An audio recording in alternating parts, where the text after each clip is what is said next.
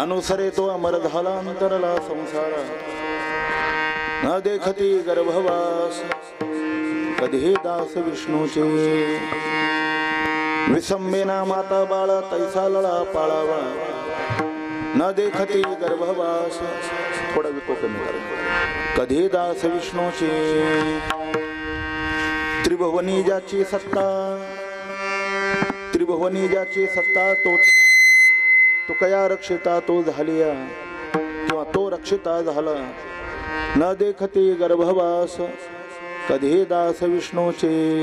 आता हात लावू नका, खूप सुंदर आहे देवा. पांडुरंगा करू प्रथम पांडुरंगा करू प्रथम पांडुरंगा करू प्रथम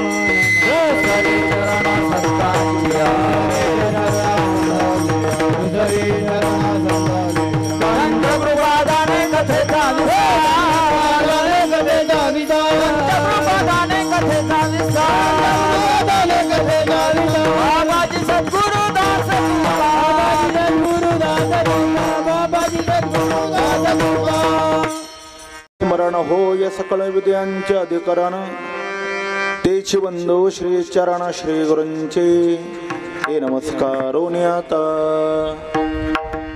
काज माझी वाणी मानेल संतांशी रंजो चित्ताशी अपुलिया माझी वाणी तुझे वर्णी गुणनाम ऐसे देई प्रेम काही कळा मस्तक हे पायावरी वार करी संतांच्या समचरण सरोजम सांद्र नीलांबुदाभम जगन निहित पाणी मंडनम मंडनानाम तरुण तुलसीमाला कंधरम कंजनेत्रम सदय धवलास विठ्ठलम चिंतयामी निवृत्ती नाथाचे चरणी शरण एका जनार्दनी शरण एका जनार्दनी शरण एका जनार्दनी निवृत्ती नाथाचे चरणी शरण एका जनार्दनी शरण एका जनार्दनी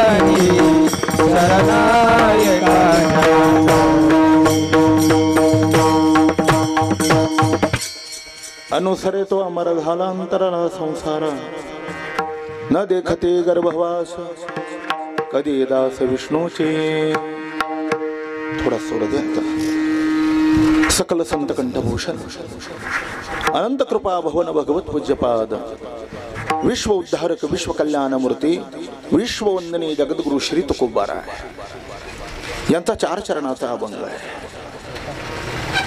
अनंत कोट ब्रह्मांड नायक अकारण कारण करुणावरुणालय अखिल गुण निधान रुक्मिणी प्राण संजीवन जगदाधार भक्तवत्सल भगवान श्री पंढरीनाथ साधकांचे मायबाप ज्ञानियांचे राज्य वैष्णवाग्रगणी मुक्त कैवल्य तेजोनिधी अखंड समाधी धन विश्व माऊली ज्ञानोबा वारकरी संप्रदायातले थोर संत सद्गुरु श्रीमन विश्वगुरु निवृत्तीनाथ जगद्गुरु श्री तुकोबारा आदी संतांच्या कृपा आशीर्वादाने आपणा सर्व उपस्थित संत महंत भाविक सज्जन माता भगिनी वारकरी संप्रदायातील कालकर्मा टाळकरी वृंद गायनाचार्य मृदंगाचार्य हार्मोनियम वादनाचार्य आणि देवरूप श्रोतृवर्ग सर्वांच्या परमाने पावन उपस्थितीमध्ये कैलासवासी सौभाग्यवती सखुभाऊ एकनाथ कोळपे यांच्या प्रथम वर्ष श्राद्धाच्या निमित्ताने समापन्न झालेली एक दिवसीय भगवत चिंतन सेवा ज्यांच्या कुटुंबात ज्यांचे पती श्री एकनाथ शिवाजी कोळपे चिरंजीव श्री विक्रम एकनाथ कोळपे श्री प्रकाश एकनाथ कोळपे श्री संदीप एकनाथ कोळपे आणि सौभाग्यवती वर्षा भाऊसाहेब वडकते या कोळपे परिवाराने आपल्या मातृभूमीतून उत्तीर्ण होण्याकरता एक दिवसीय भगवत चिंतन सेवा आयोजित केलेली आहे. माझे झाले गयावर जन फिटले पितरांचे ऋण. SP कॉलेजचे प्रिन्सिपल मामासाहेब दांडेकर एक वाक्य सांगायचे बघा. तपश्चर्याने देव मिळतो, पुण्य फलद्रूप झाल्यानंतर संतांचं दर्शनही होतं, पण जगामध्ये अशी तपश्चर्या नाही आणि असं पुण्य नाही की आपली आई किंवा वडील गेल्यानंतर त्या सामर्थ्याने आपल्याला पुन्हा मिळतील. देवा न मातु परदैवतम जगात आईसारखं दुसरं दैवत नाही. नाथ महाराज किती सुंदर ओवी देतात बघा. 3 प्रदक्षिणा परियेशी, 2 प्रदक्षिणा वाराणसी, 1 नमस्कार करता मातेशी तुके पुण्य होनी. ज्ञानोबरांनी कडेलोट केलाय. सकल तीर्थाची धुरेजी एका माता पितरे. निवृत्तीनाथांनी ज्ञानोबरांना प्रश्न विचारला, माऊली आई आणि वडील हयात असल्यानंतर त्यांची काया वाचा मनाने आम्ही सेवा करू आणि करतोय, पण आई आणि वडील निज धामाला गेल्यानंतर, परलोकवासी झाल्यानंतर त्यांची सेवेचं स्वरूप काय, त्यांची सेवा कशी करायची. ज्ञानोबराय दुसरी ओवी किती सुंदर देतात बघा. सोम सूर्यादी ग्रहणे करिता ते पारावणे, की माता पिता मरणे अंकित ते दिवस. आपली आई किंवा आपले वडील ज्या तिथीला गेले त्या तिथीला त्यांचं स्मरण करून अन्नदान आणि ज्ञानदानाची सेवा करावी, यापेक्षा जगात दुसरं पुण्य नाही देवा. ज्यांच्या कुटुंबामध्ये आई आणि वडिलांचं स्मरण करून अन्नदान आणि ज्ञानदानाची सेवा घडते, त्या कुटुंबाच्या बाबतीमध्ये तुकोबराय सांगतात, तयाचा हारी क वाटे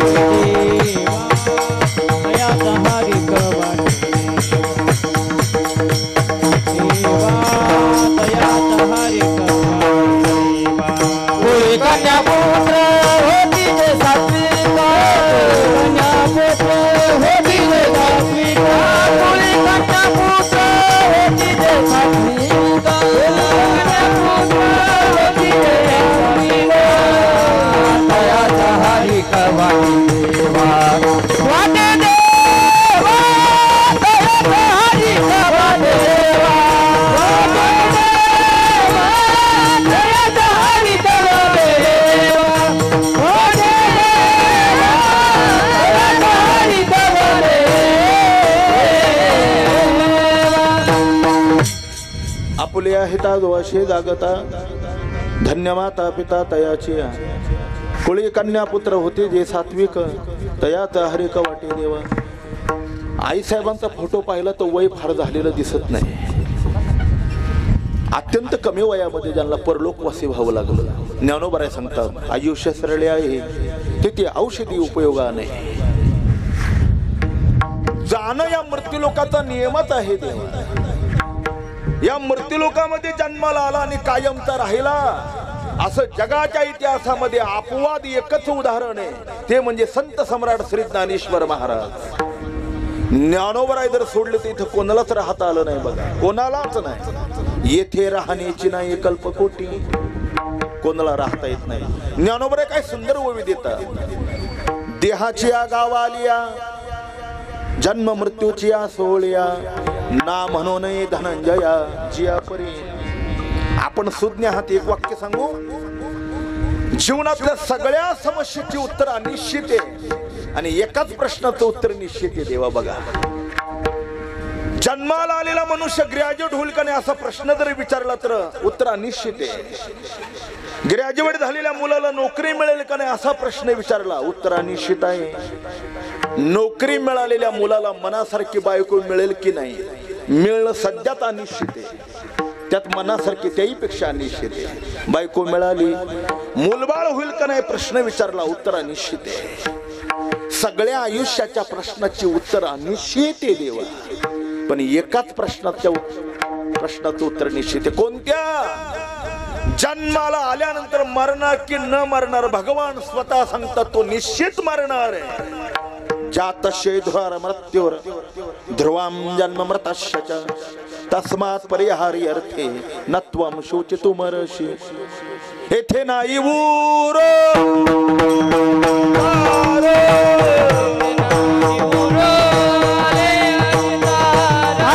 येथे नाही ऊर आले अवतार, येथे नाही ऊर आले अवतार.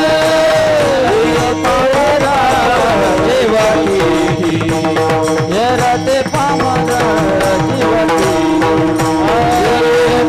पामर जीवती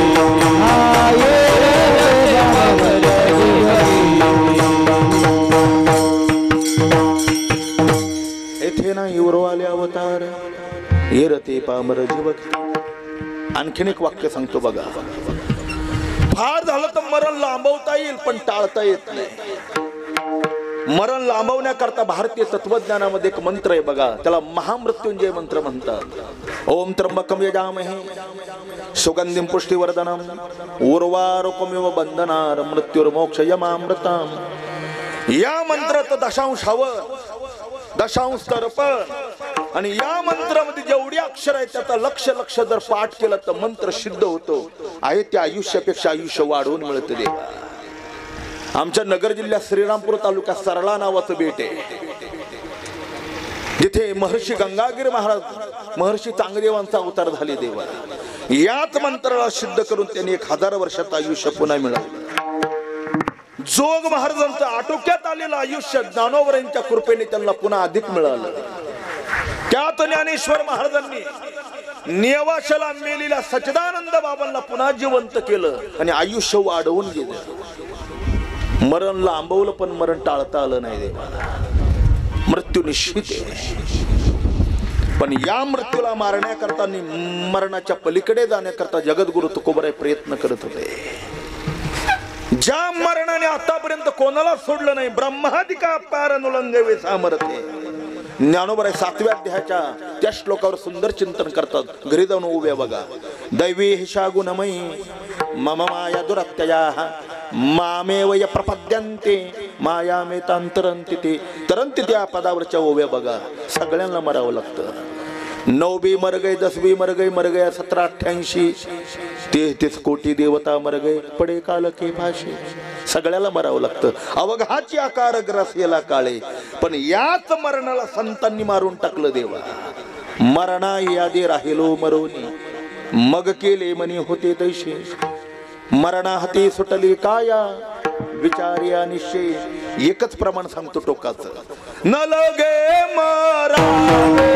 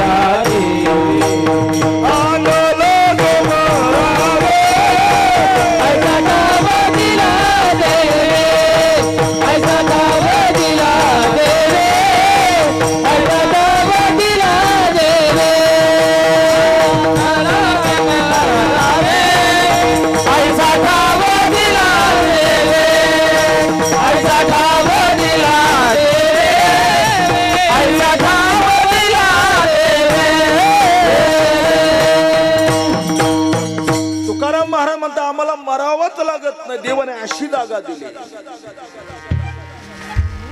न लगे मरावे ऐसा ठाव दिला देवी. जगाचा अनुभव आहे, प्रत्येकाला मरावं लागतं. कोण असा आहे अगा मरा हा न बोलू साहती. ज्ञानोबराय म्हणतात खाटेवर पडलेल्या वयोवृद्ध माणसाला मर म्हटलं तरी आवडत नाही देवा. त्याला म्हणून बघा मर, तो म्हणतो तुझ्या बापाचा खातो. कोणाला मरण आवडतं? ज्ञानोबरांनी ओवीच दिली. जगस्प्रियास्पद एक सार्वभौम पद न मरणे निर्विवाद जगा पडे. माणसाने आपल्या जीवनामध्ये नेहमी 3 गोष्टीचा अभ्यास केला पाहिजे. मला काय मिळवायचंय, कशाने मिळवायचंय आणि मिळवणारा कोण आहे.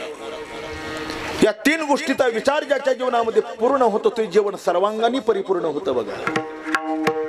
प्रत्येक जीवन जगणाऱ्या जीवाला आपण पूर्ण असावी अंतःकरणातली भावना आहे. अपूर्ण राहावंच कोणालाच वाटत नाही. क्षेत्र कोणते असू द्या, ज्ञानाच्या क्षेत्रामध्ये पूर्णता असावी, धनाच्या क्षेत्रामध्ये पूर्णता असावी, सत्तेच्या क्षेत्रामध्ये पूर्णता असावी किंवा कलेच्या क्षेत्रामध्ये पूर्णता असावी. आता माझ्या पुढे हे मृदंग वादक आहेत. यांचा माझा काही परिचय नाहीये, पण त्यांच्या मनात काय ते मी नाव नक्की सांगू शकतो. नाही म्हणायची त्यांची हिंमतच नाही. काय मनात आहे त्यांच्या, त्यांना असं वाटतं आपल्याला असा काही मृदंग वाजवता आला पाहिजे. आपल्यासारखा मृदंग वादक कमी कमी नाशिक जिल्ह्यात तरी नसावा. नाही म्हणू शकत नाही देवा. गायनाचार्य गुरुबंधू श्री हरिभक्तीपरायण शिवाजी महाराज, नंदू महाराज, अनेक महाराज मंडळी. आता परिचय नाही. या सगळ्यांना एकच इच्छा आहे, आपल्याला चांगलं गाता आलं पाहिजे. कीर्तनकाराची सुद्धा हीच इच्छा आहे. हे वाटणं गैर नाही, हा निसर्ग आहे. कारण आत्मा परिपूर्ण असल्यामुळे आपणही परिपूर्ण असावं ही स्वाभाविक माणसाच्या अंतःकरणातली इच्छा आहे. दोन भावना आहेत, एक देह भावना आणि दुसरी आत्मभावना. त्यात परिपूर्ण असावं ही आत्मभावना आहे. बघा, पूर्ण कशाला म्हणतात? वैकुंठवासी गुरुवर्य धुंडा महाराज पूर्ण शब्दाची व्याख्या सांगायची. जे कधी कमीही होत नाही आणि कधी वाढतही नाही त्याचं नाव पूर्ण आहे.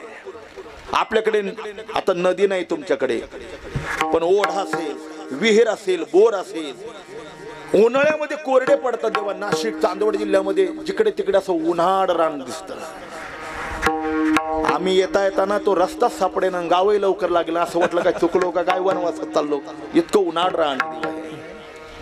याला अपूर्ण म्हणायचं. बघा, पण जगात असा एक पाण्याचा साठा आहे, तो कधी कमी होत नाही आणि कधी वाढतही नाही. त्याचं नाव समुद्र आहे. बघा, समुद्रावर 12 महिने पाण्याचा एक थेंब जरी नाही पडला, नाही एक थेंब, तरी समुद्राची 1 इंच पातळी कधी कमी होत नाही.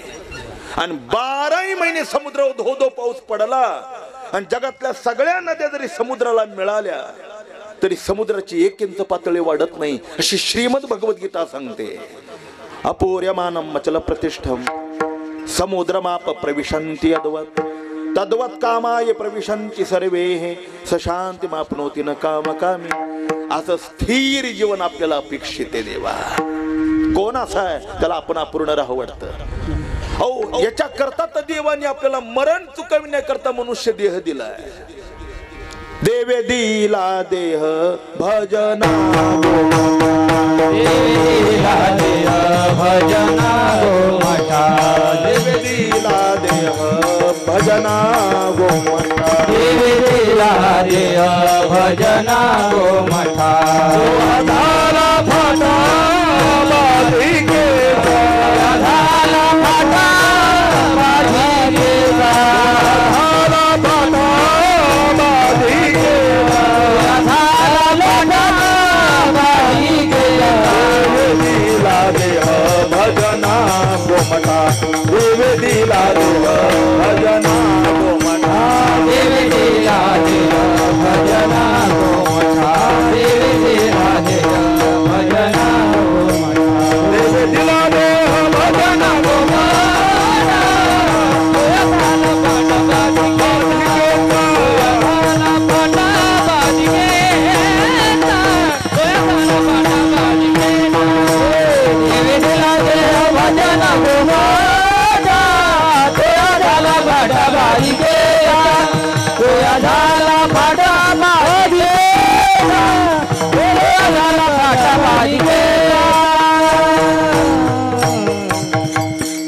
एक वाक्य सांगू देवा, मरणालाच मारण्याकरता देवाने मनुष्य देह नावाचा देह दिला आपल्याला.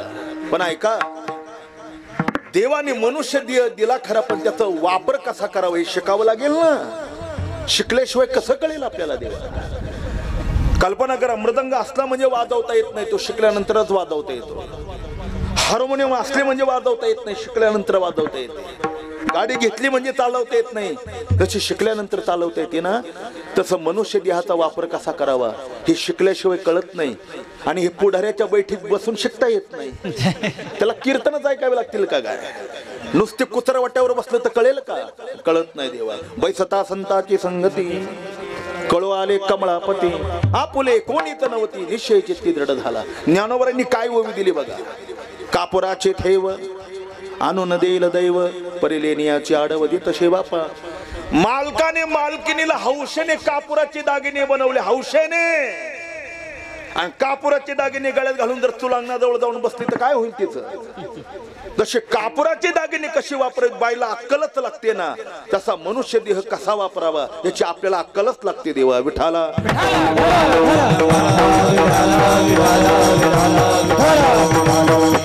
पहिला वर्ग स्वर्गातल्या इंद्राधिक देवांना जो देह मिळाला नाही तो आपल्याला मिळाला. आपल्याला स्वर्गीचे अमर मृत्युलोकी भावा जन्मावा जन्मावा मृत्युलोकी भावा जन्मावा. स्वर्गीचे अमर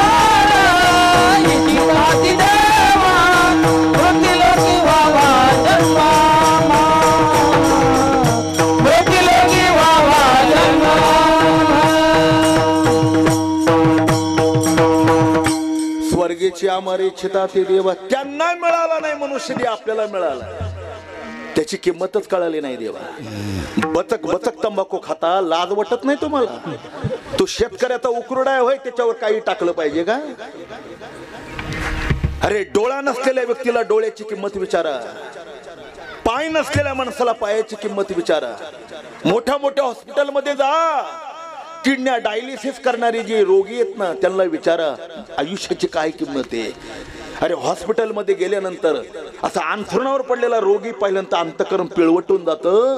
किती सुंदर देह मिळाला होता पण त्याचा वापर करता आला नाही देवा. तुम्ही बचक बचक तंबाखू खाता दिवस दिवस दिवस.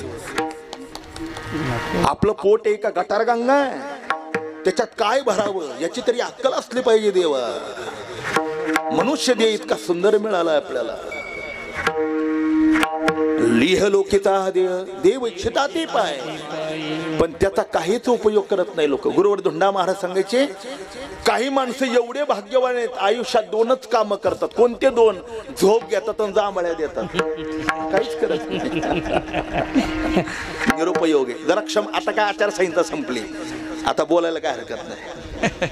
ऐका, या देशातल्या श्रीमंत लोकांनी इतका पैसा लुटवला देवा.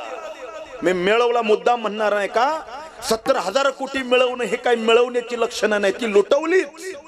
आणि परदेशामध्ये नेऊन पुढाऱ्याने पैसा टाकलाय. त्यांना विचारा, ज्यांनी ज्यांनी परदेशामध्ये पैसा ठेवला त्याला या धनाचा काय उपयोग आहे? काहीच नाही देवा.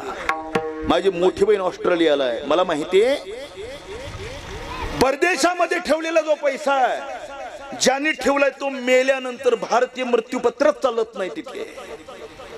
मग त्या वारसाला पैसा मिळण्याकरता ज्यांनी ठेवलाय तो मेल्यानंतर त्याच्या डोळ्याची बोबळ आणि हाताचे अंगठे कापून द्यावे लागतात. त्याशिवाय ती संपत्ती त्या वारसाला मिळत नाही. काय आग लावायची अशा संपत्तीला?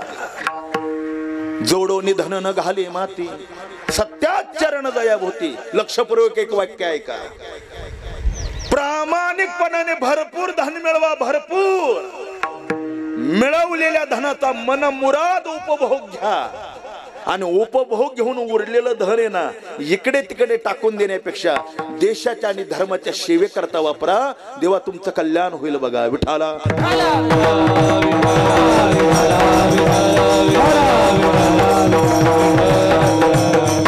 त्याचा निरुपयोग करू नका, तसा मनुष्य देहाचा निरुपयोग करू नका. अशी काही माणसे देवा मरण येत नाही म्हणून जगतात, कंटाळून गेले त्या जगण्याला. अरे इतका सुंदर नरदेह मिळाला पण कशामुळे ही वेळ आली? केवळ भगवंताचं नामचिंतन केलं नाही त्याची ही परिस्थिती आहे देवा.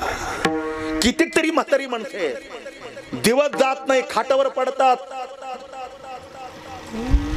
गावाच्या विशीजवळ बसतात, फुकट आयुष्य घालवतात देवा, फुकट. पण साधं एक माळेची झेप सुद्धा करत नाही देवा. का? कारण ते कपाळ ज्याचे नाम हे वाचे देवा.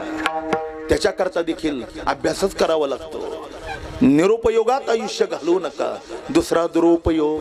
पहिले एक वाक्य सांगतो आणि मग माऊलींचं वाक्य सांगतो. ऐका, एखाद्या वेळेला देवाची वाणी असत्य होईल पण संत वचनाला असत्य करण्याची हिंमत देवात सुद्धा नाही.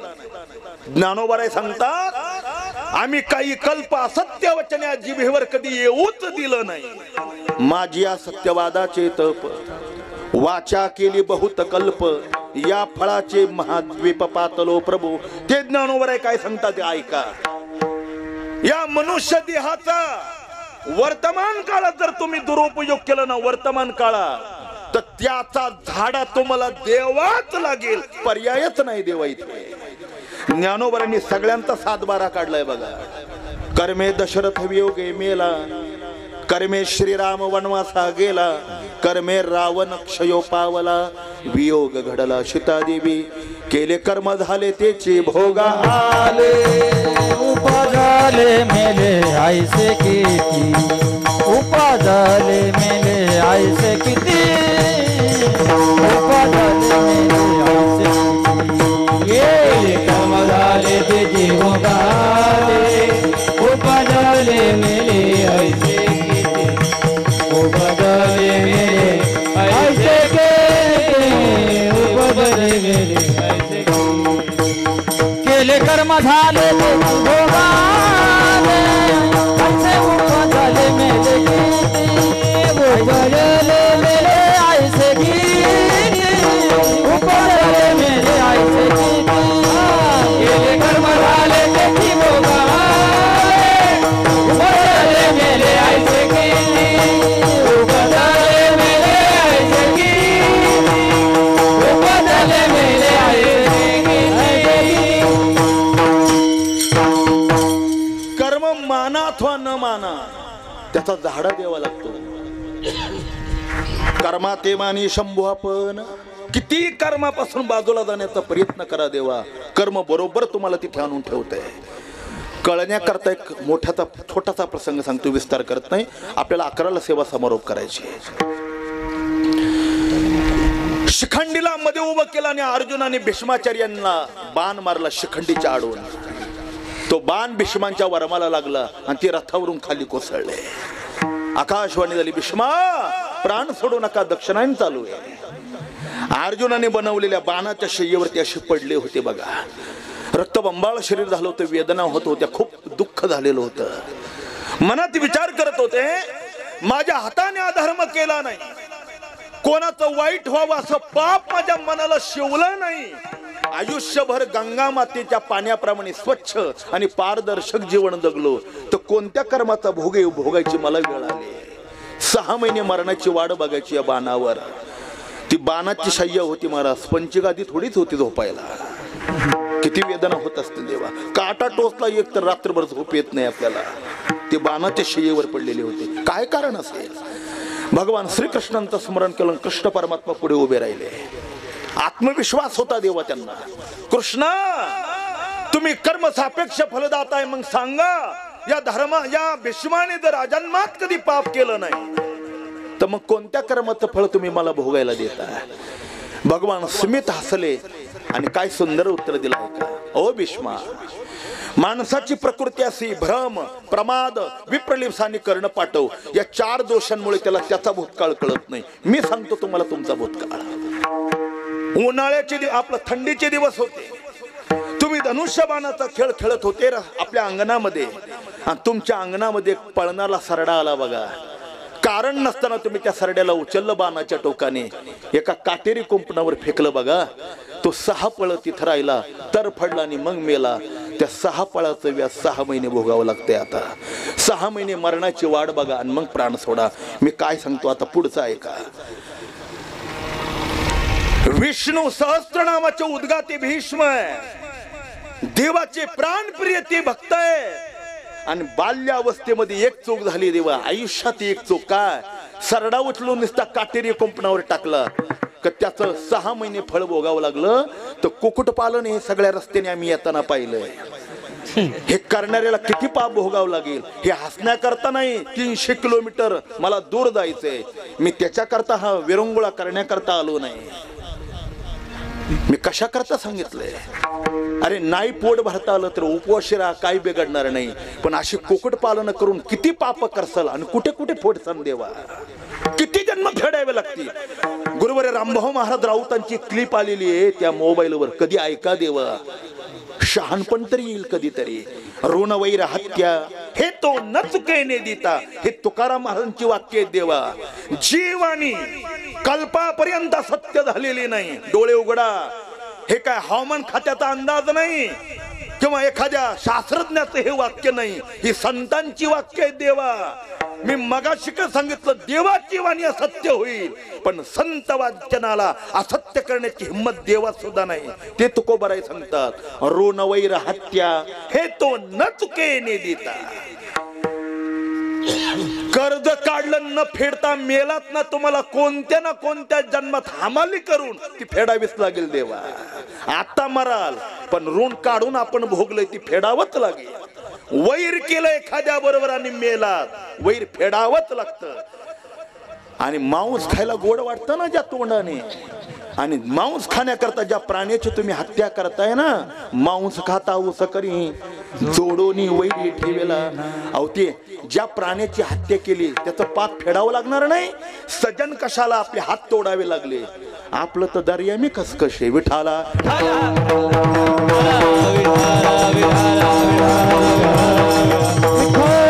अरे हमाली करून पोट भरा की काय अडचण आहे, पण कुक्कुट पालन करून मिळवलेल्या पैशाने आपल्या कुटुंबालाही पोसू नका देवा, आणि तुम्ही जगू नका, नाही तर तुम्हाला तर फेडावं लागेल, तुमच्या बरोबर त्या कुटुंबालाही सहभागी घ्यावं लागेल देवा.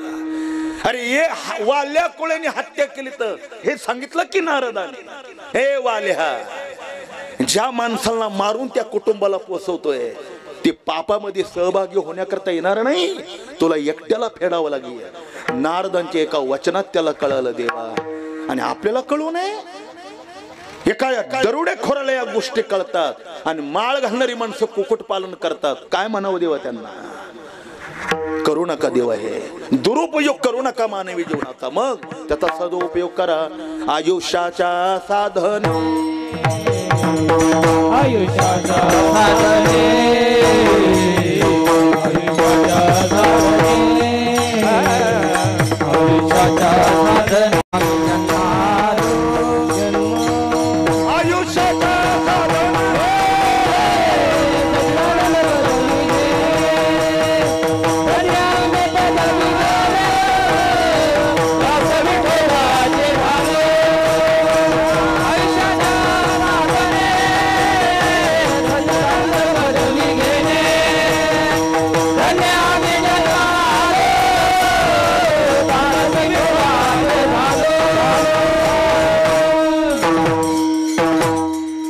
आयुष्याचा क्षण क्षण परमपदापर्यंत जाण्याकरता आपण प्रयत्न केला पाहिजे.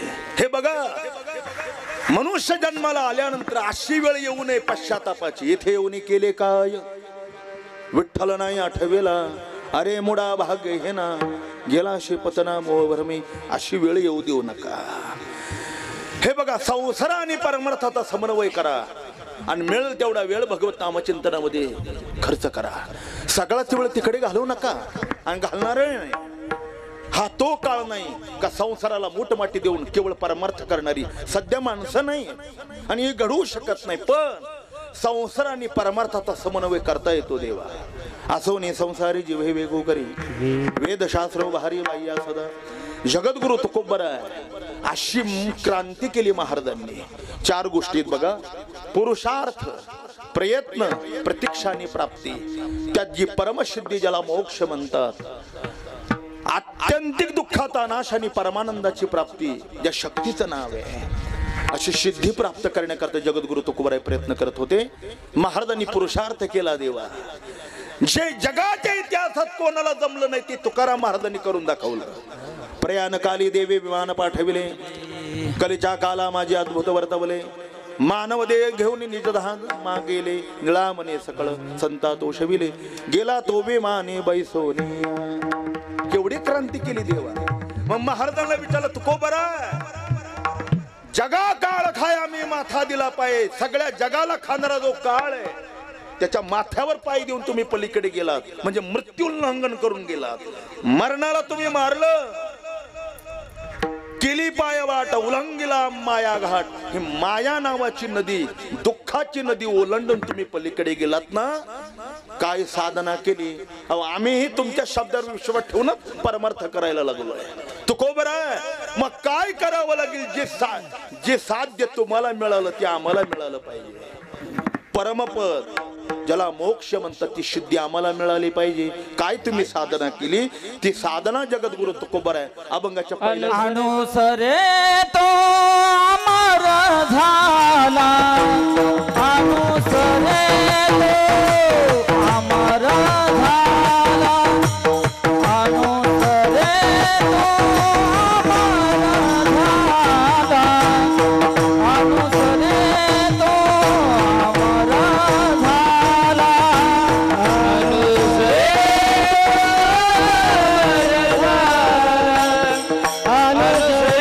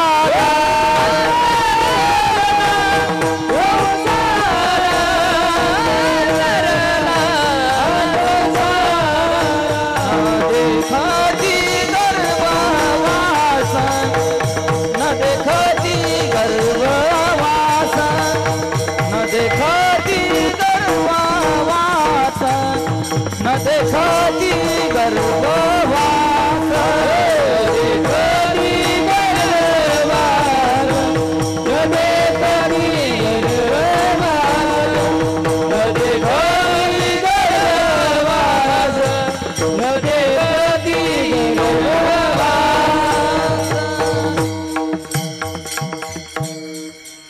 काय साधना केली अनुसरे तो अमर झाला अंतरला संसारा.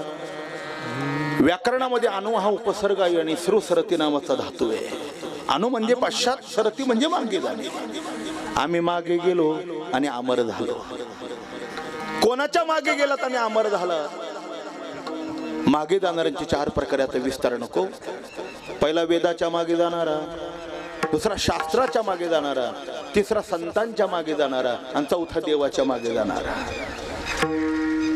भगवान सांगता सर्व धर्मान परित्यज्य मामेकम शरणं व्रज अहं त्वा सर्व पापेभ्य मोक्षयिष्यामि मा शुचा. येथे एकच लीला तरले जे सर्व भावे मद भजले जे आईलीत थडे तरले माया जाळ अनन्याश्चंत यंतो मामे जना पर्युपासते तेषां नित्याभियुक्तानां योगक्षेम वहाम्यहम्. तेषामहं समुद्धरता मृत्यु संसार सागरात भवामि नचरात पार्थ मय्या वेशित चेतसा. जो होय मदानन्य शरण तयाचे निवारी मी जन्म मरण. या लागे शरणांगता शरण्य मी चेको. हे कळण्याकरता एक उदाहरण सांगतो, थोडं भजन करा. विठाला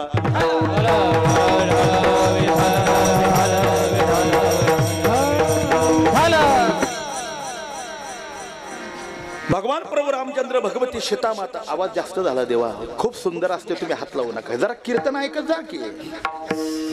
बघा आपली बोट घालत राहता. विठाला विठाला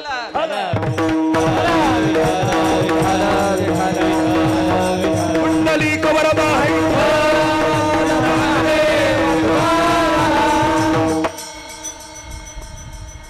भगवान प्रभू रामचंद्र भगवती सीता माता आणि लक्ष्मणजी वनवासाची वाटचाल करू लागले. शरयू नदी पार करून पलीकडे जायचं होतं. त्यांचा मित्र होता निषादराज गोहक. त्याला विचारलं, निषादराज मला पलीकडे कसं जाणार? निषादराजाने सांगितले, चिंता करू नका, तुमची व्यवस्था मी केली. शरयूच्या पैलतीराला केवट आपले नाव घेऊन बसलेला होता. मोठ्याने हात मारले निषादराजाने. हे केवटा, हे बाबाकडे केवट आला. काय काय? श्रीराम लक्ष्मण आणि सीतामातेला नावेमध्ये बसवायचं, पलीकडे घेऊन जायचं. मोबदला काय देणार? तू मागशील तो मोबदला, वचन दे. ते पुढारी फक्त आश्वासन देतात, तसा प्रकार नको. वचन द्या. वचन देतो बाबा, काय पाहिजे तुला सांग. काही नाही, मी श्रीरामांचे पाय स्वच्छ धुणार, ते माझ्या वस्त्राने पुसणार, नावेमध्ये बसू देणार आणि मगच पैलतीराला घेऊन आला. अरे हे काय मागणं झालं का? त्या निषादराजे विचारलं. केवटाने सांगितलं, हे निषादराज, श्रीरामांच्या पायाचा महिमा जगात फक्त आम्हा दोघांनाच माहिती. एक मला आणि दुसरा सीतामातेला. काय महिमा आहे रे? अरे या पंचवटीला गौतमांनी आपली पत्नी अहिलीला शाप दिला होता, तू शिळाहून पडशील म्हणून. आणि विश्वामित्रांनी प्रभू रामचंद्रांना त्या गौतमांच्या आश्रमाजवळ आणलं. ती शिळा दाखवली आणि विनंती केली, श्रीराम, या शिळेला तुमच्या पायाचा स्पर्श करा. श्रीरामांनी पाय लावला नाही, डाव्या पायाचा अंगठा नुसता शिळेला लावला तर शिळा होती मनुष्य झाली. ज्याच्या चरणाचे चाली किंवा थोर कीर्ती वा खन्नली, लंका दहन केली हनुमंती काशाने. अरे ज्या श्रीरामांच्या डाव्या पायाचा अंगठा नुसता त्या शिळेला लागला तर शिळा राहिली नाही, ती अहिल्या झाली. अरे मग त्या अहिल्या होण्याचा तुझा या आत्ताच्या मागण्याचा काय कार्यकारण संबंध आहे? तो म्हणाला, अरे ज्याच्या पायाच्या स्पर्शाने दगडाची अहिल्या होते, ते पाय जर माझ्या नावेला लागले आणि त्या नावेची जर स्त्री झाली तर अगोदरच एका बायकोचं पोट भरता भरता नाकी नवाले. 2-2 झाले तर पुढे फजिते करायच्या. 2 बायकां फजिते आहे का? मग मी पाय धुणार. होकार दिला. परवानगी मिळवल्याबरोबर केवट आपल्या घरी गेला. पत्नी, आपला मुलगा, ती लाकडे काठवट सगळंच घेऊन आला. बघा, श्रीरामांचे पाय त्या काठोटीमध्ये ठेवले आणि डोळ्यांच्या अश्रूने तो श्रीरामांचे पाय धुवू लागला. काय भाग्यवान असले केवट. अरे योगी जपी तपी मुनी संन्याशी आयुष्य पणाला लावून ज्या श्रीरामांची साधना आणि ध्यान करतात त्यांच्या स्वप्नामध्ये सुद्धा तो अजून आला नाही. योगी यांच्या ध्यानी ध्याता ना तोडशी. आणि केवट आज प्रत्यक्षात श्रीरामांचे पाय आपल्या डोळ्याच्या अश्रूने धुतोय. तो किती भाग्यवान आहे देवा. पाय स्वच्छ धुतले, आपल्या वस्त्राने पुसले, नावेमध्ये त्यांना बसवलं आणि शरीराच्या पैलतीराला आणलं. हे बघा, मोठी माणसं फुकटची सेवा करून घेत नाही. ते काम आपलंय. धर्मशाळेत राहायचं, भिशीच नाही द्यायची, सकाळीच निघून यायचं. कसली लोक आहेत. जेवायला कुटुंब जातं सप्ताहात, पण वर्गणी देतो की म्हणता म्हणता काला येतो पण देत नाही. जेवायला सगळं घरदार राहतं त्याचं. कसली लोक आहेत देवा. मिळालेला 1 रुपयातला 4 आणे म्हणजे 1/4 भाग देवाचा आहे. वर्गणी मागू अथवा न मागू, न मागता आपल्याला देता आली पाहिजे. का ती देवाची आहे. देवा तो देवाचा हिस्सा देवाला दिलाच पाहिजे. मागण्याची कशाला वाट बघायची आपण. सप्ताहाचा प्रारंभ झाल्याबरोबर कळालं पाहिजे आपल्याला आपला हिस्सा आपण दिला पाहिजे. देवा मागण्याची वेळ येणं म्हणजे सगळ्यात वाईट आहे. देव भिकारी नाही, तो लक्ष्मीपती आहे, पण देणं आपलं काम आहे. देवा देवाला दिलाच पाहिजे. ते फुकटची सेवा कधी करून घ्यायची नाही. हे श्रीरामांकडून शिकलं पाहिजे. श्रीराम वल्कले नेसून आलेले होते. सांगितलं केवटा मी दशरथ नंदन राम नाही रे, आता वनवासी राम आहे. तुला देण्या इतका माझ्याकडे काही मोबदला नाही. बघ 1 बोटातली अंगठी एवढी घे आणि समाधान मान. केवटाने सांगितलं प्रभू पण मला तुमच्याकडून काही नको. अरे पण असं का. काय केवटाने उत्तर दिलं ऐका. श्रीराम ज्या दोघांचा धंदा एक असतो ना त्यांनी एकमेकाचा मोबदला घ्यायचा नसतो. बघा मी फक्त ऐकलंय, मला काय माहित नाही. का एका नाहवेने दुसऱ्या नाहवेची जर दाढी केली तर पैसे घेत नसतात असं म्हणतात, कारण धंदा एक आहे ना. मग श्रीरामांनी विचारलं तुझा धंदा माझा धंदा सारखा कस का. केवटाने काय सांगितलं बघा. ओ श्रीराम, ही शरयू नदी पार करण्याकरता मी तुम्हाला नावेमध्ये बसवलं आणि पैलतीराला घेऊन आलो. मी जसा या शरयूचा नावाडी आहे ना, तसे तुम्ही संसार रूपी नदीची नावाडी आहे. आणि संसाराच्या दुःखातून पलीकडे घेऊन जाणं हा तुमचा स्वभाव आहे. आम्ही ज्ञानोबरांकडून ऐकलं हे. नामाची सहस्त्रावरी नावा या अवधारी त्यजोनिया संसारी तारू झालो. तुका म्हणे कृपानिधी आम्हा उतरी नावे मध्ये. ओ श्रीराम, संसाराच्या दुःखातून या भवसागरातून तुम्ही भगवत भक्ताला तरुण घेऊन जाता. भवसागर तरता कर करी कसा चिंता. पैलऊ हा दाता कटी कर ठेवूया. पैलऊ हा दाता कटी कर ठेवूया. भवसागर तरता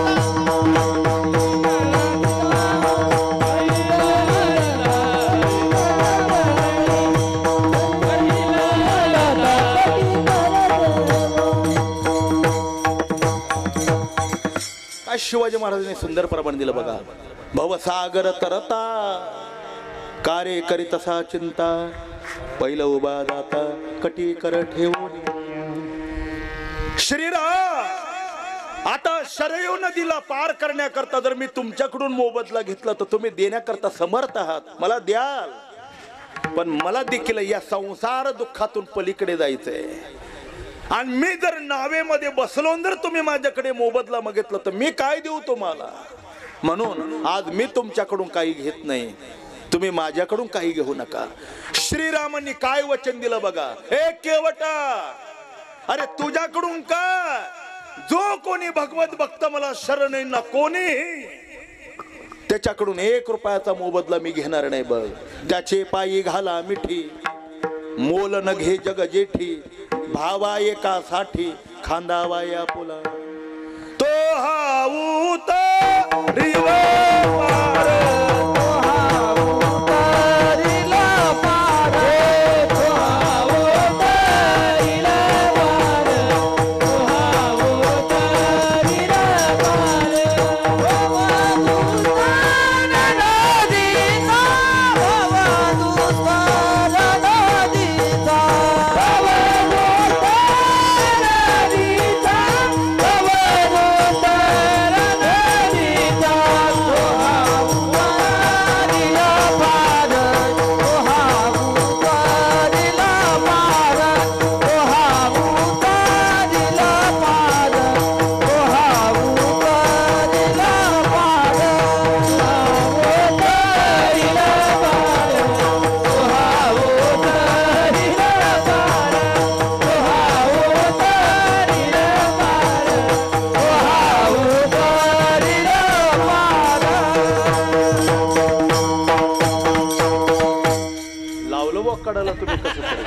विठाला विठ्ठल.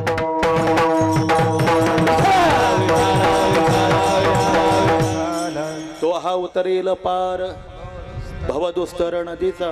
पण ती नाव कुठे? नाव चंद्रभागेच्या तिरी उभी पुंडलिकाचे द्वारे कर ठेवणे कटावरी उभा उभे पालवी. काय ज्ञानोबरांनी सुंदर वर्णन केले बघा. बाप तीर्थ पंढरी भूवैकुंठ महेवरी पुंडलिकाचे द्वारे कर ठेवणे राहिला. ऐशी चंद्रभागा ऐशे भीमा ऐसा विटेवरी देव कोठे ऐशी चंद्रभागा ऐशे भीमा. आहे पंढरी सारखं कुठे? आणि तुम्ही जाता त्या बद्रीनाथला. काय गाठोडे होय त्या बद्रीनाथला?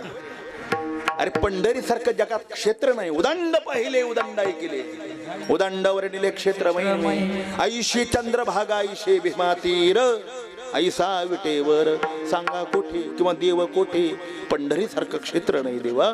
आणि भगवान पांडुरंग परमात्मा वाट पाहतोय आपल्या भक्ताची. वाट पाय उभा भेटीची आवडी कृपाळू तातडी उठा वेळ तुकोबराय सांगतात त्याचा अंगीकार केला. आणि अंतरला संसारा विठोबा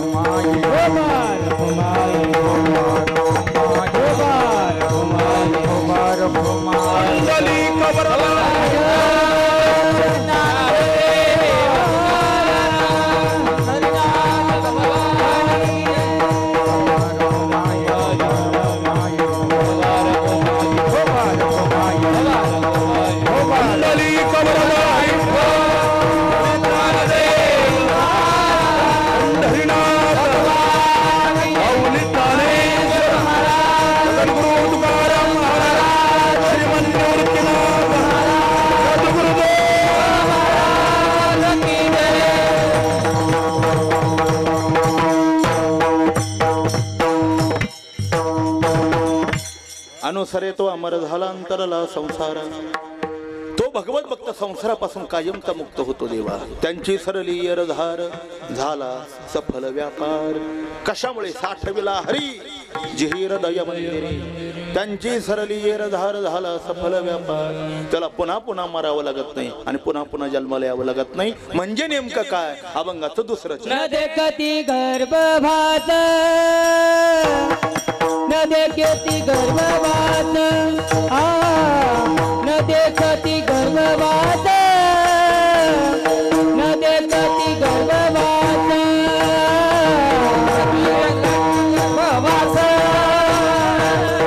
न देखती गर्भभात न देखती न देखती गर्भभात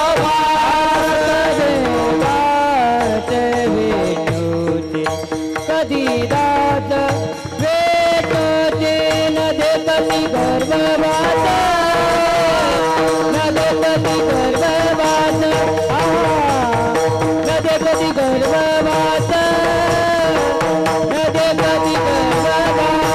न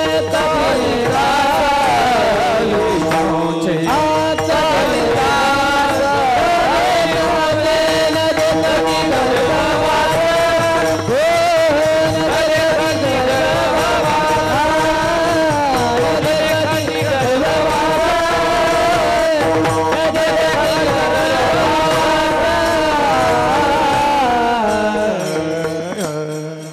संसाराला अंतरण म्हणजे काय? न देखते गर्भवास कधी दास विष्णूचे. त्या भगवत भक्ताला पुन्हा पुन्हा गर्भवासाला यावं लागत नाही.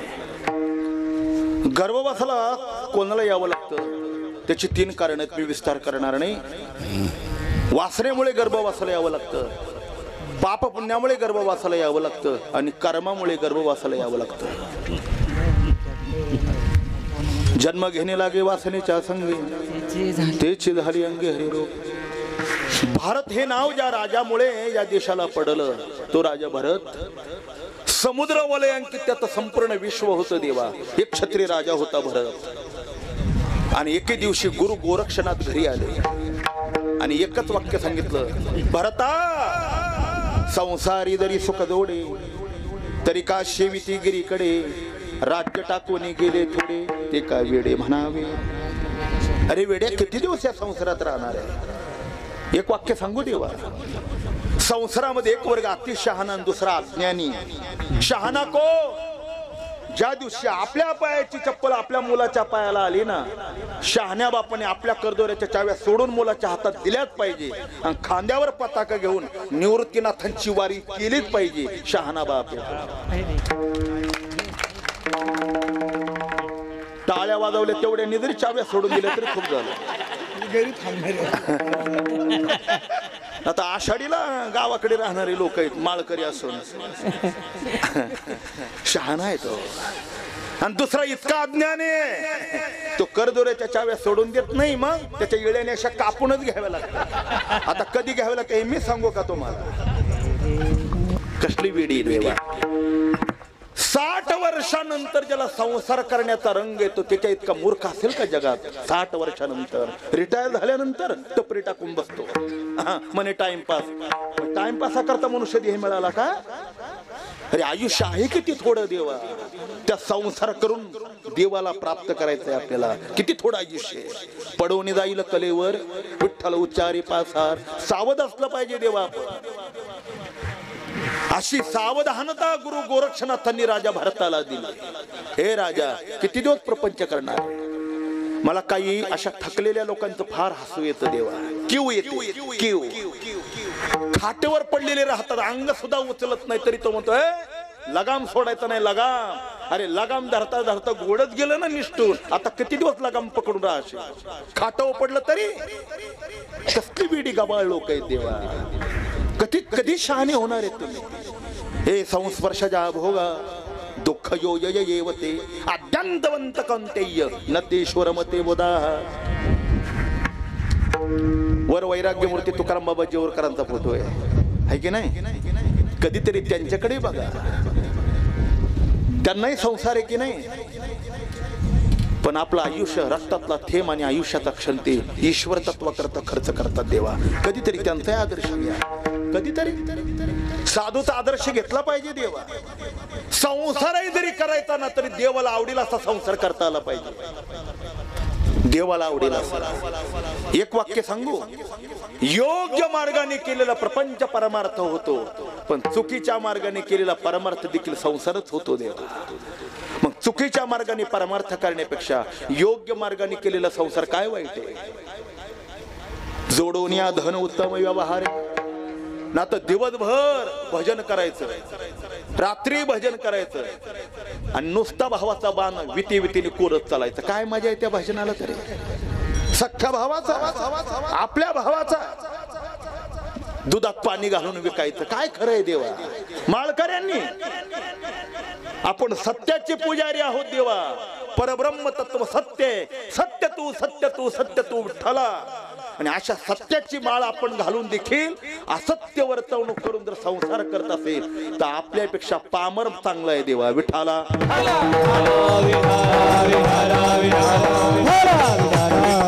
आपण लोकाला नाही फसवत, आपण स्वतःला फसवतो. याचा कधीतरी अवलोकन करा. पाणी घालून जरी दूध विकत असाल आणि लोकाला फसवत असाल तर त्याला फसवणं नाही, ते स्वतःलाच फसवणं देवा. कारण त्याही कर्माचा धाडा द्यावाच लागेल की नाही. आपण आपल्याला फसवतोय. हेच सांगितलं गोरक्षनाथांनी धर्माला. एक सांगू, आमच्या परंपरेमध्ये गुरुनाम गुरु बंकट स्वामी महाराज होऊन गेले. बंकट स्वामी महाराज म्हणायचे पेटणाऱ्या वस्तूंमध्ये 3 प्रकार आहे. एक कापुराच्या जातीचा, एक गौरीच्या जातीचा आणि क्षणाच्या जातीचा. कापुराला आग लावल्यानंतर किती वर्षांनी पेट घेतो.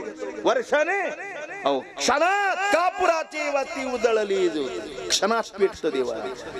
तशी काही माळ घालून अशी माणसे देवा लगेच पेटतात. लगेच झडधडवून वाहिला निघ नाही वाहिला निघ. हे भक्तीचे वाटेला ज्या पावशी अवंग निज धाम माझे लगेच पेटतात देवा काही माणसाशी.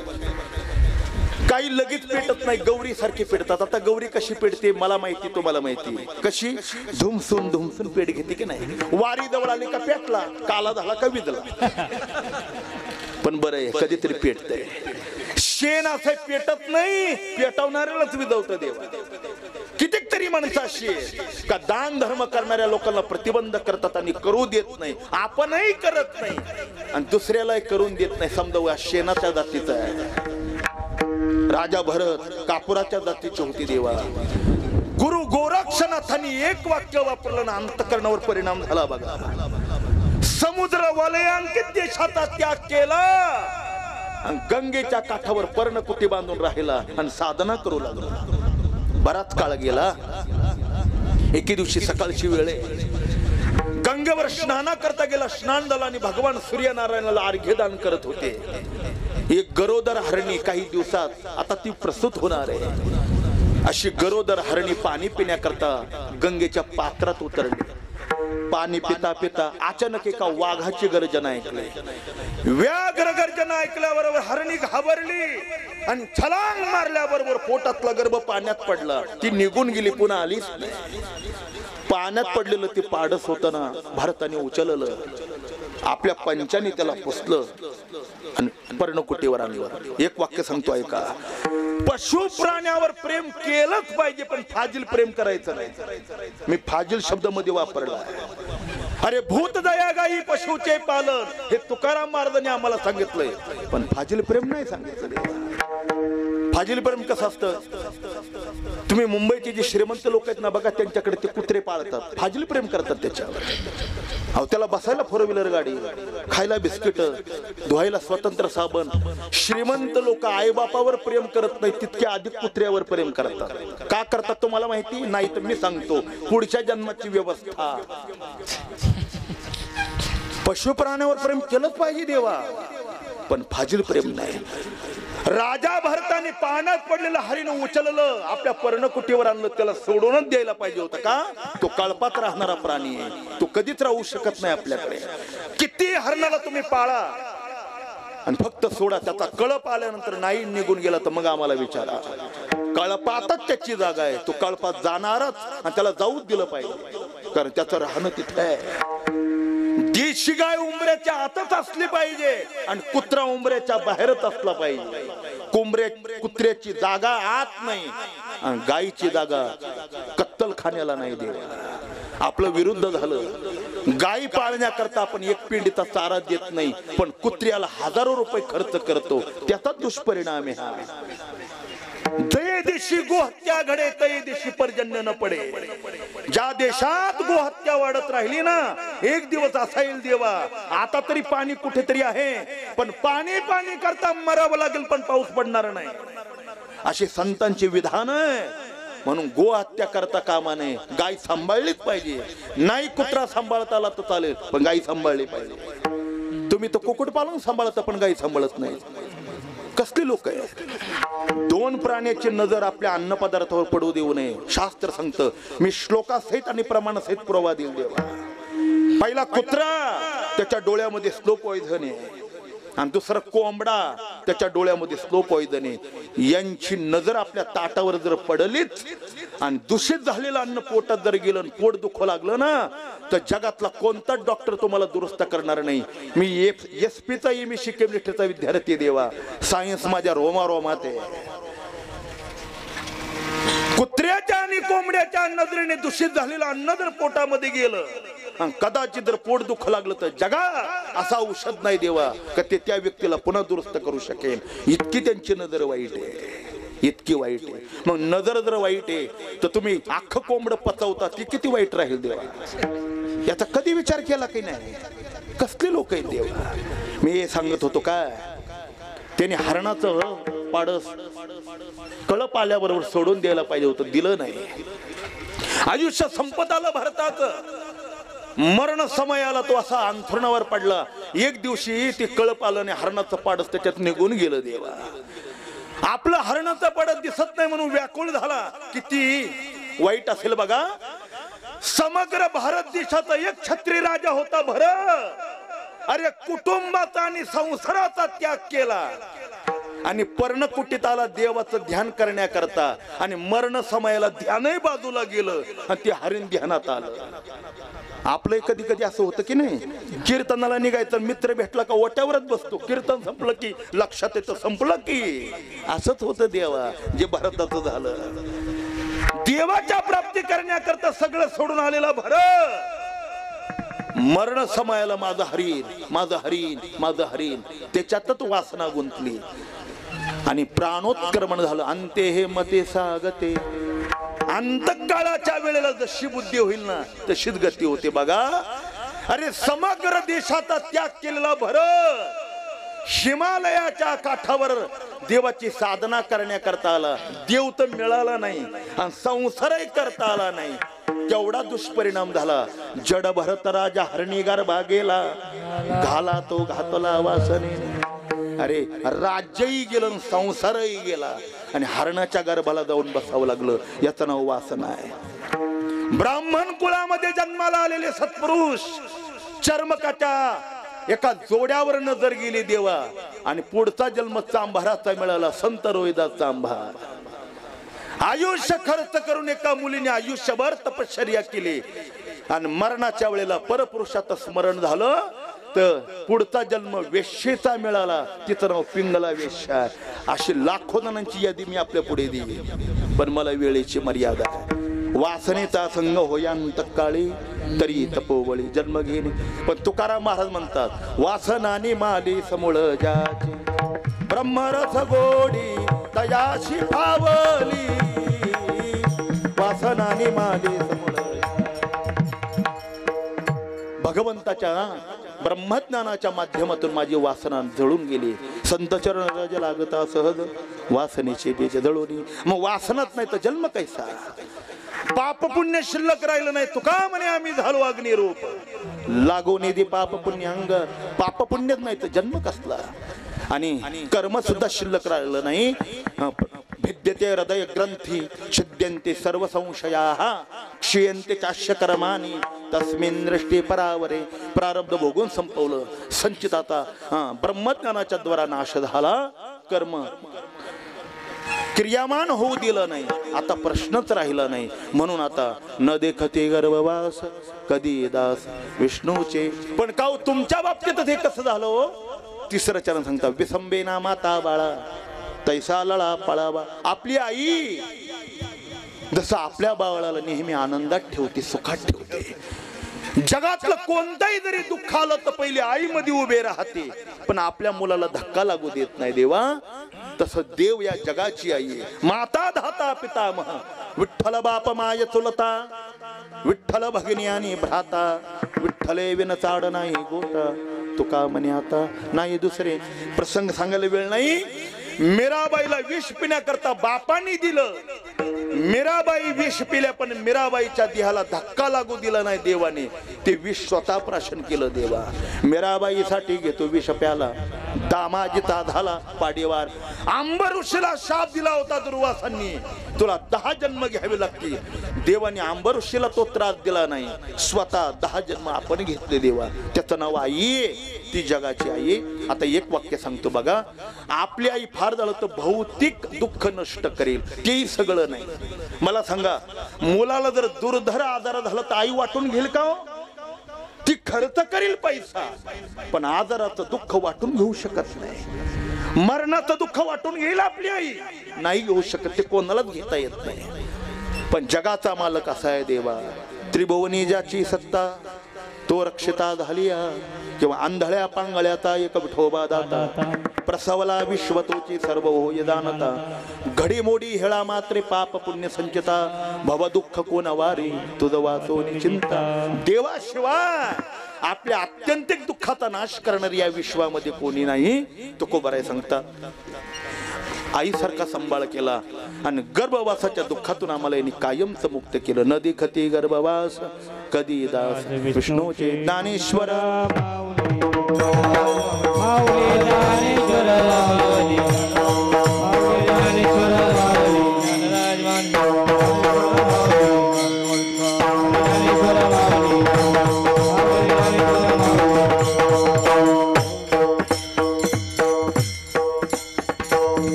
मारा झाला अंतराला संसारा न देखते गर्भवास कधी दास विष्णूशे कैलासवशी सौभाग्यवती सखोबा एकनाथ कोळपे या मातोश्रीच्या प्रथम वर्ष श्राद्धाच्या निमित्ताने समापन्न झालेली देवदुर्लभ ही चिंतन सेवा आहे. आपण सगळे कोळपे परिवाराच्या दुःखामध्ये सम्मिलित होण्याकरता आलात. खरं तर मी सुरुवातीला ज्या वेळेला आलो ना त्या वेळेला या मंडपात माणूसच नव्हता. मला वाटलं आता हा खेळ आमच्यातच आहे. पण लक्षात आलं कोळपे परिवारावर आपणा सर्वांचं किती हृदयपूर्वक प्रेम आहे ही त्याची पावती आहे. देवा ऊन चटकतंय, गावापासून एवढं दूर अंतरावर ही कोळपे वस्ती आहे. अशाही काळामध्ये आपण ओनाचा त्रास सहन करून आपली कामं बाजूला टाकून या ठिकाणी आलात. याला भारतीय हिंदू संस्कृती म्हणतात. जगात अशी एकच पवित्र संस्कृती आहे का एकमेकाच्या सुखामध्ये आणि दुःखामध्ये आपण सहभागी होतो. नात्या गोत्याचा संबंध ठेवत नाही. आपला त्याचा नात्याचा आणि रक्ताचा संबंध जरी नसेल ना तरी लोक सुख दुःखामध्ये सहमिलित होतात. हे फक्त भारतीय हिंदू संस्कृतीमध्येच आणि केवळ संतांच्या उपकारामध्ये घडतं. देवा या कोळपे परिवाराच्या मातोश्री निघून गेल्या आणि या दुःखामध्ये सम्मिलित होण्याकरता आपण या ठिकाणी आलात. सगळ्या क्षेत्रातील मान्यवर या ठिकाणी उपस्थित आहे. राजकीय असेल, कोणी सामाजिक असेल, कोणी शैक्षणिक असेल, आध्यात्मिक क्षेत्रातील मंडळी असेल. या सेवेचं सौभाग्य श्री हरिभक्तीपरायण नंदो महाराजांच्या माध्यमातून मला प्राप्त झाली. एका सौभाग्यवती आई साहेबांच्या या पुण्यस्मरणार्थ ही सेवा माझ्या जीवनामध्ये मला घडली. त्याकरता वारकरी संप्रदायातले सगळे मंडळी या ठिकाणी उपस्थित आहेत. आता सर्वांची नावं मला माहीत नाही कारण मी नवीन आहे. वडील बंधू श्री हरिभक्तीपरायण फक्त शिवाजी महाराजांना मी चांगलं ओळखतो. ते आमच्या संस्थेचेच विद्यार्थी आणि जुने विद्यार्थी आहेत. मृदंगातल्या क्षेत्रातील, हार्मोनियम क्षेत्रातील, परिसरातील कोणी कीर्तनकार, कोणी प्रवचनकार, कोणी कथाकार आणि वारकरी संप्रदायाच्या कीर्तनकार आणि साधकावर पोटच्या मुलापेक्षा अधिक प्रेम करणारे आपण सर्व भगवत भक्तवृंद आपणा सर्वांच्या चरणारविंदी हृदयपूर्वक वंदन करतो. माझी वाक्पुष्य सेवा या मातोश्रींच्या चरणारविंदी मी श्रद्धांजली म्हणून समर्पित करतो. आपणही श्रद्धांजली करता आलात. एक वाक्य सांगू, हे उपरणे हे दुखवटे देण्यापेक्षा ना हे द्या. पण श्रद्धांजलीला आलेल्या माणसाने कमीत कमी चालू कीर्तनाच्या 2 तासामध्ये जे रामकृष्ण हरी मनामध्ये म्हणत असाल ना ते पुण्य समर्पित करा. ती खरी श्रद्धांजली आहे. ज्याचं पसायदान पाठ असेल ना देवा 2 तासात मनोमन पसायदान म्हणून तेवढं झालेलं पुण्य त्यांना समर्पण करा. ते खरं आहे ना. तर लोक दुखवटी आणतात देवा, पण अशी शाल आणतात ती लंगोटीला कामाला येत नाही. काय उपयोगाची ती शाल तरी, काय उपयोगाची? त्यापेक्षा जर पसायदान म्हटला तर त्या ओव्यांनी निर्माण झालेलं पुण्याने त्या गतात्म्याला एवढी मोठी शक्ती प्राप्त होईल, त्यांचा परलोकीचा प्रवास सहज सुखरूप होईल. म्हणून अशी काही माणसं आहेत देवा ज्यांना ज्ञानेश्वर महंत पसायदान सुद्धा पाठ नाही. उगं फुट इतर म्हणू लागले का ते असे नुसते तोंड हलवतात आपलं पितळ उघड होऊ नये म्हणून.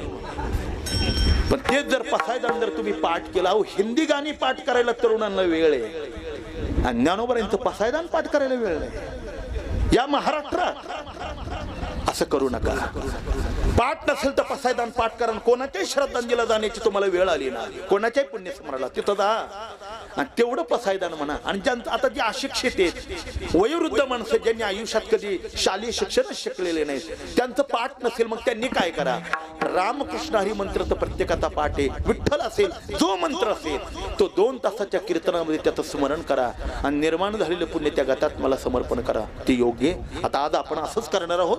सामुदायिक श्रद्धांजली म्हणून प्रभूचं चिंतन या महापुरुषांच्या चरणारविंदी समर्पण करणार आहोत. एकदा सगळ्यांनी वर हात करा बघा. सगळ्यांनी हे बघा, भजन करण्याकरता जर हात वर नाही केले ना पुढचा जे मग टोल नाक्यावर टाळ्या वाजवायला लागतील. सगळ्यांनी वर हात करा. ते आत पत्र्यामध्ये बसलेले पत्रा तुम्ही वर हात करा. ज्ञानदेव तुकाराम, ज्ञानदेव तुकाराम, ज्ञानदेव तुकाराम, ज्ञानदेव तुकाराम,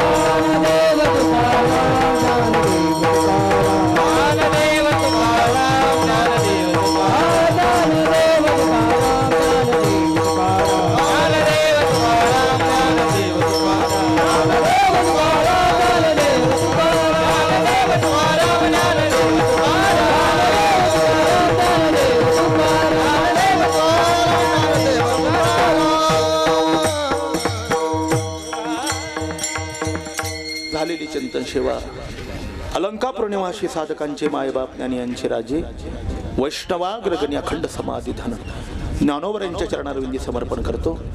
या अभंगावर काही बोलण्याचा अल्पसा प्रयत्न केला तो माझ्या स्वतःच्या बुद्धीचा नाही.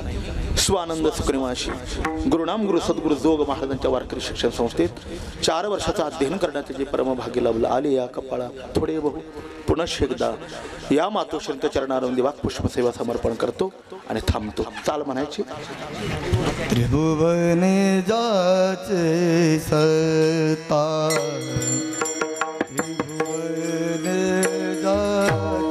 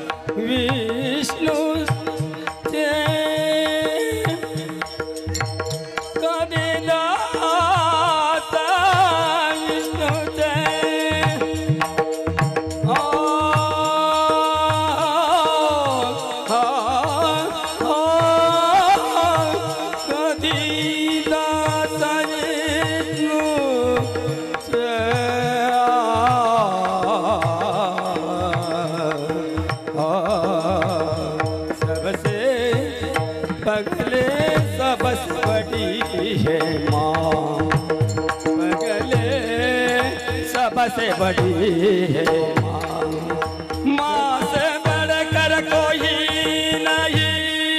हिंदी गाणं म्हणू नका हा।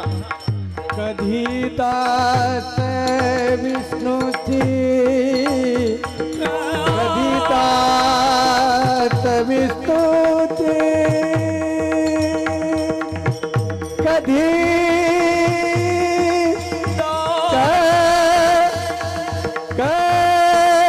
कधी दास विष्णूची, कधी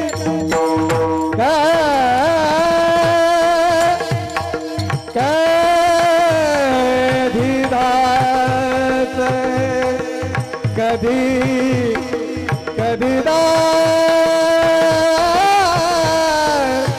कधी मामा